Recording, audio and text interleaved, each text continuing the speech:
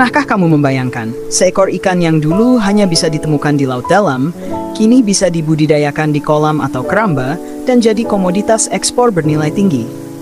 Ya, inilah ikan kerapu, primadona laut yang kini jadi harapan besar bagi para pembudidaya Indonesia.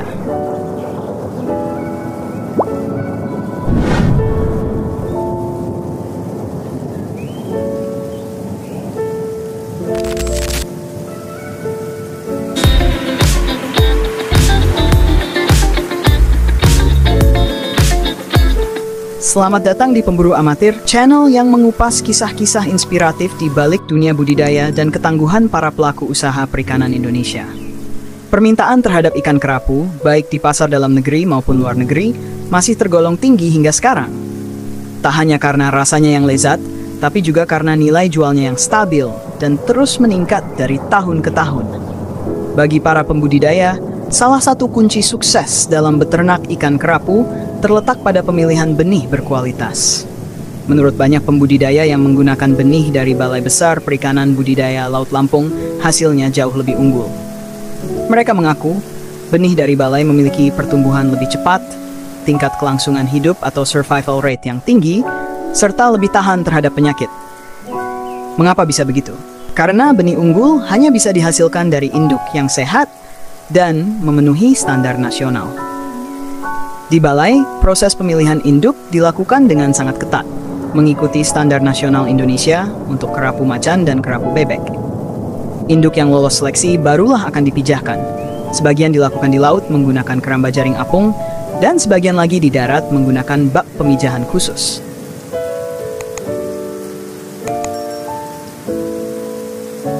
Salah satu rahasia penting dalam pembenihan ikan kerapu adalah ketersediaan pakan alami. Pada fase awal, larva kerapu belum bisa memakan pakan buatan, sehingga sepenuhnya bergantung pada pakan alami seperti Rotifera dan Artemia. Balai memastikan ketersediaan pakan ini dalam jumlah cukup dan kualitas terbaik. Bahkan seringkali diperkaya dengan nutrisi tambahan agar larva tumbuh sehat dan kuat. Selain itu, kualitas air juga sangat dijaga. Sistem pemeliharaan menggunakan air mengalir, sehingga kandungan amonia dan zat berbahaya lainnya bisa diminimalisir. Air yang bersih dan stabil menjadi faktor utama agar larva tidak stres dan bisa tumbuh optimal. Menariknya, Balai Lampung juga menyediakan bibit pakan alami siap pakai, baik dalam bentuk kultur maupun dalam bentuk gel, yang bisa langsung digunakan oleh para pembudidaya di rumah atau skala kecil. Artinya, siapapun yang ingin mencoba membenihkan kerapu, kini bisa lebih mudah mendapatkan dukungan teknis maupun bahan penunjang dari Balai.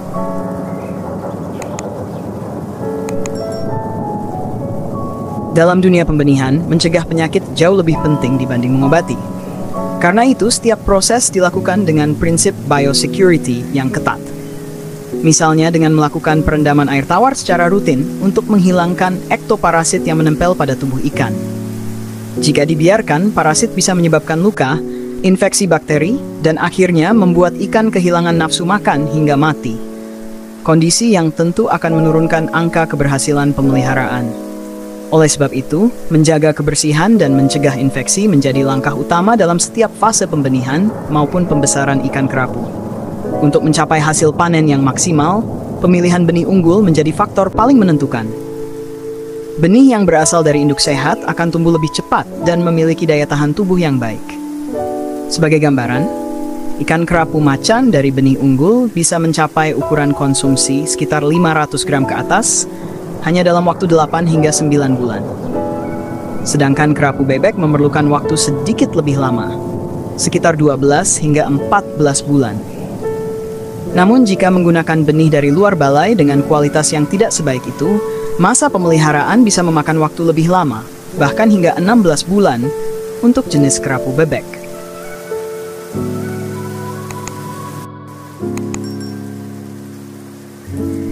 Balai Besar Perikanan Budidaya Laut Lampung kini menjadi salah satu pusat pengembangan teknologi budidaya kerapu terbaik di Indonesia. Teknologi yang dikembangkan mencakup seluruh tahapan, mulai dari pemeliharaan induk, pemijahan, pemeliharaan larva, pendederan, hingga pembesaran di keramba jaring apung.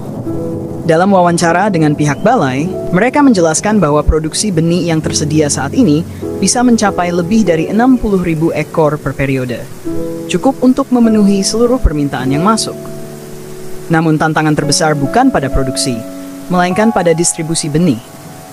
Oleh karena itu, balai berharap sistem pembenihan rumahan atau backyard hatchery yang dulu sempat aktif bisa kembali bangkit. Dengan adanya jaringan pembenih di masyarakat, distribusi benih bisa tersebar lebih merata ke berbagai daerah, mengurangi ketergantungan pada satu sumber utama.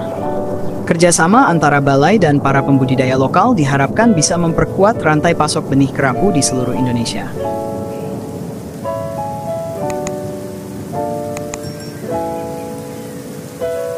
Untuk para petani ikan, terutama yang baru memulai, strategi multispesies juga sangat disarankan.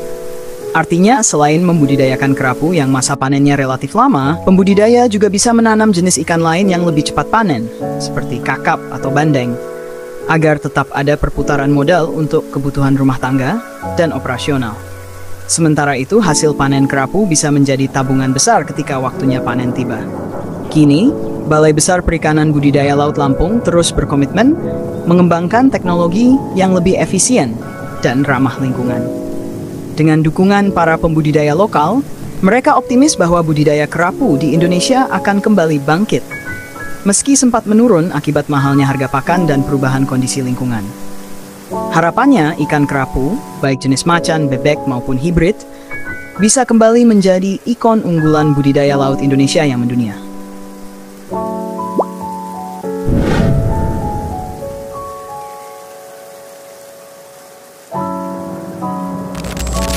Dari induk unggul, pakan alami berkualitas, hingga manajemen air dan pencegahan penyakit, semua menjadi satu kesatuan rahasia di balik suksesnya budidaya kerapu Indonesia.